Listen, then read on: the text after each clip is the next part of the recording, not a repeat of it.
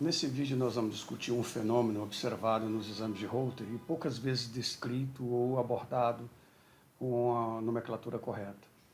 O efeito de facilitação de Widensky, ou efeito Widensky, acontece quando a gente tem, após ectopias, que pode ser ventricular, supraventricular, juncional, a gente tem a normalização de um bloqueio de ramo pré-existente.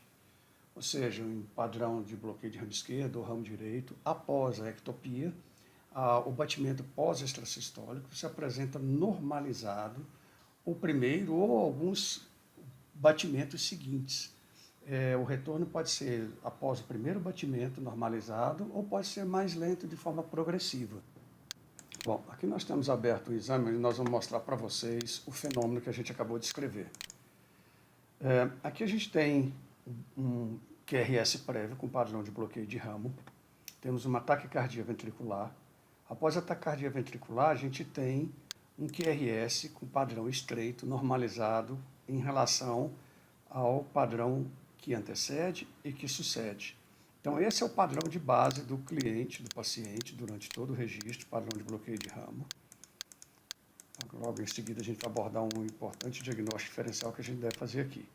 Mas o que a gente pretende é mostrar aqui, a gente tem o bloqueio de ramo prévio, a ectopia no caso ventricular, seguida de um batimento normalizado, um intermediário e em seguida o bloqueio volta.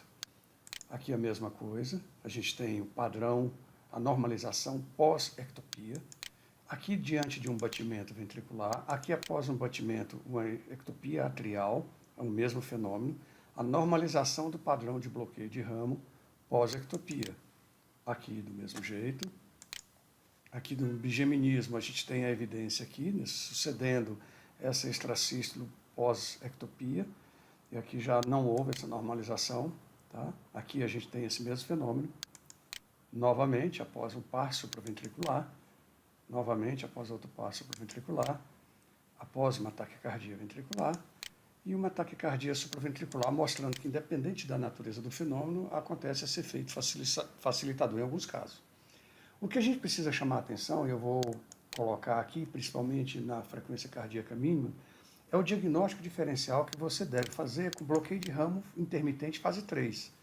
Se você tem aqui uma frequência maior e de repente tem uma pausa e uma normalização, seria adequado pensar que a gente estaria diante de bloqueio de ramo intermitente. A diferença de bloqueio de ramo intermitente e efeito facilitador de Widensky é que no efeito facilitador de Widensky, a gente tem essa normalização apenas pós-ectopias, ou seja, normalmente aqui na frequência mínima do paciente, onde seria esperado o desaparecimento do padrão de bloqueio, se fosse um bloqueio de ramo intermitente fase 3, que é normalmente quando se observa durante a frequência mínima, a gente não tem essa situação, ou seja, apenas batimentos pós-ectopias, que pode ser o primeiro que segue, o 2, 3, ou às vezes até um pouco mais, o retorno às vezes pode ser lento. Então, essa é a diferença fundamental no diagnóstico entre bloqueio de ramo intermitente e efeito facilitador de Widensky.